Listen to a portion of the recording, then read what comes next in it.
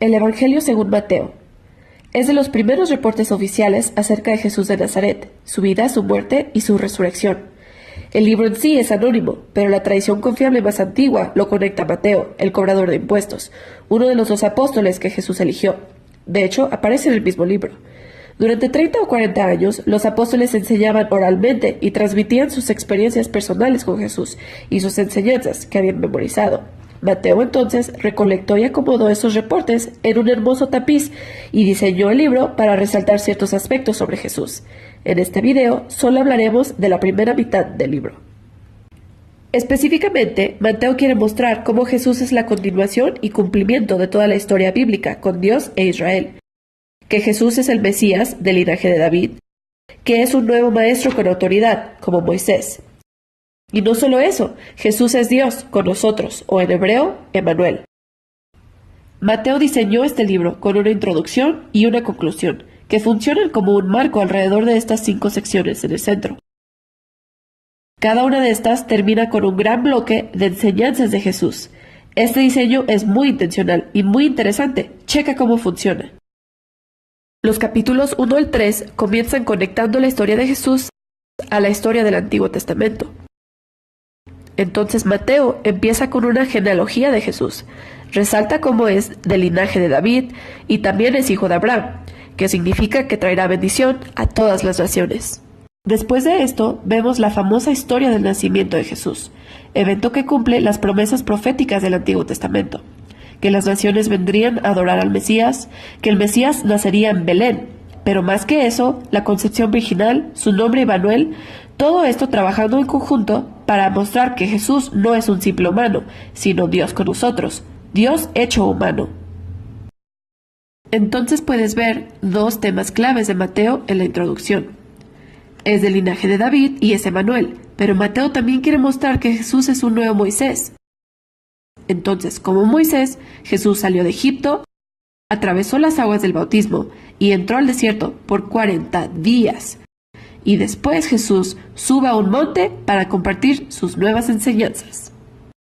A través de todo esto, Mateo está proclamando que Jesús es el esperado maestro mayor a Moisés, que vino a librar a Israel de la esclavitud, dar nuevas enseñanzas divinas, salvarlos de su pecado y traer un nuevo pacto entre Dios y su pueblo.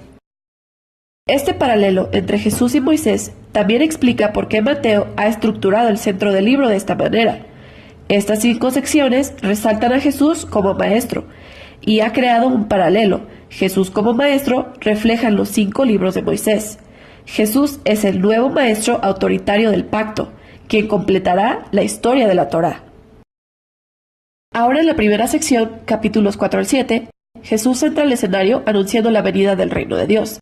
Y esto es clave. El reino, en esencia, es la operación de rescate de Dios para el mundo, que se tomará a cabo a través del Rey Jesús. El Rey Jesús ha venido a confrontar el pecado, especialmente pecado espiritual y todo legado de opresión demoníaca, enfermedad y muerte. Ha venido a restaurar el reinado de Dios sobre todo el mundo, creando una nueva familia que lo seguirán, obedecerán sus enseñanzas y vivirán bajo su reinado. Después de que Jesús comienza a sanar a los enfermos y a formar una comunidad, lleva a sus seguidores a un monte y comparte el primer gran bloque de enseñanzas, comúnmente llamado el Sermón del Monte. Aquí Jesús indaga lo que es seguirle y vivir en el reino de Dios. Y es un reino invertido, donde no hay miembros privilegiados. Los pobres, los donadie, los ricos, los religiosos, todos son invitados y llamados al arrepentimiento y a unirse a la familia de Jesús. Jesús dice que no vino a dejar al lado los mandamientos de la Torá o del Antiguo Testamento, sino vino a cumplir todo lo escrito con su vida, sus enseñanzas. Él está para transformar los corazones de su pueblo, para que aprendan lo que es en realidad amar a Dios y a su prójimo, incluyendo a sus enemigos. Después de concluir sus enseñanzas sobre el reino, la siguiente sección muestra a Jesús trayendo el reino a la realidad en la vida cotidiana de la gente. Mateo organiza aquí 9 historias de Jesús trayendo el reino a las vidas de personas dolidas y quebrantadas. Hay 3 grupos de 3 historias, y todas son de personas enfermas, discapacitadas o en peligro, y Jesús los sana o los salva con estos actos de gracia y poder. Justo entre estos tríos encontramos dos historias paralelas de un llamado de Jesús a seguirle. Mateo está poniendo claro que uno solo puede experimentar el poder de la gracia de Jesús cuando decide seguirle y ser discípulo suyo.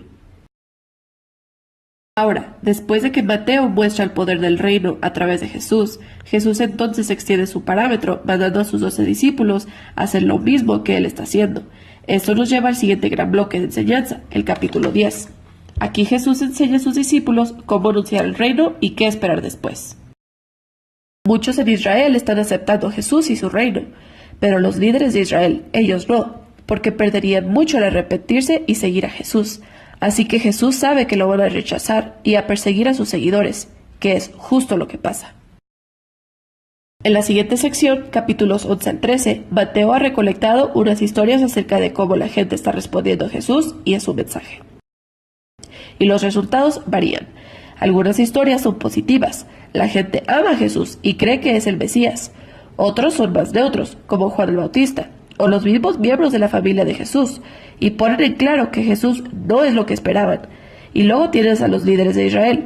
Ellos son completamente negativos. Los fariseos y los sacerdotes, todos rechazan a Jesús. Piensan que Jesús es un falso maestro y que es un mal ejemplo y blasfemo. Pero a Jesús no le sorprenden estas diversas reacciones. De hecho, en el siguiente bloque se concentra en ello, en el capítulo 13. Aquí Mateo ha recolectado varias parábolas de Jesús acerca del reino, como la de un sembrador tirando semillas en tierras diferentes, o de una semilla de mostaza, o una perla, un tesoro escondido. Estas parábolas son como comentarios sobre las historias que acabas de leer en los capítulos 11 y 12. Algunos están aceptando a Jesús con entusiasmo, otros lo rechazan. Pero el reino de Dios es invaluable y no se detendrá a pesar de estos obstáculos. Entonces, esta es la primera mitad del Evangelio según Mateo. Ahora, aquí hay algunas cosas que puedes buscar cuando leas estos capítulos. Mateo está presentando a Jesús como la continuación y el cumplimiento de la historia del Antiguo Testamento. Entonces busca como mete citas del Antiguo Testamento y verás que se encuentran en puntos estratégicos en la historia, explicando más acerca de Jesús y su identidad. Tómate tiempo y regresa a leer cada texto en su contexto original. Seguro encontrarás muchas referencias y conexiones padres. Y por último, pon atención a los tipos de personas que aceptan a Jesús y le siguen. Y muchas veces encontrarás que eran personas de poca importancia, donadies o poco religiosos. Estas son las personas que fueron transformadas en su confianza y fe en Jesús. Y son los religiosos y orgullosos que son ofendidos por él. ¿Qué pasará con esta tensión entre Jesús y los líderes de Israel? De eso se tratará la segunda mitad de Mateo.